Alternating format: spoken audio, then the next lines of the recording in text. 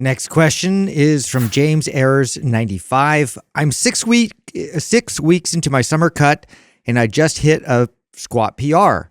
How does this happen? Oh man, this has happened to me before. It's happened to me too. Yeah, this is when your workout programming is so damn good that you get better at the lift. Your skill improves, your CNS fires better, and you actually are able to lift more. A lot of strength is a skill. A lot of it. It's not just the size of your muscles, but the skill of the lift and the technique. Continual practice of it. Yes. So this has happened to me before where I'll go on a cut, and because my programming is so dialed, I'll see my strength. This is, by the way, this is like the best place to be on a cut. If you get stronger on a cut, you are really moving in the right direction. I actually experienced this quite a bit when I was competing, and I attribute obviously good programming because I had to be during that time, and just consistent.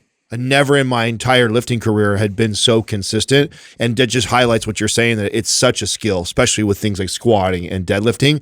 And never in my life had I strung months and months and months of not missing and showing up regardless if my calories were up or my calories were down.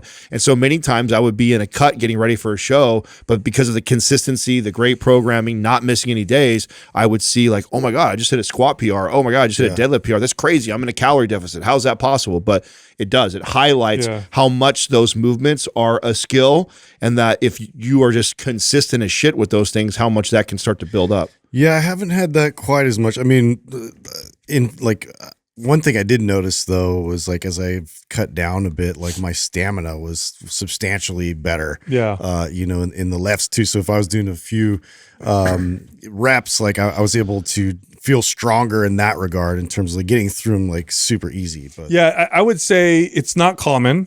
If this happens to you, man, everything is working really well.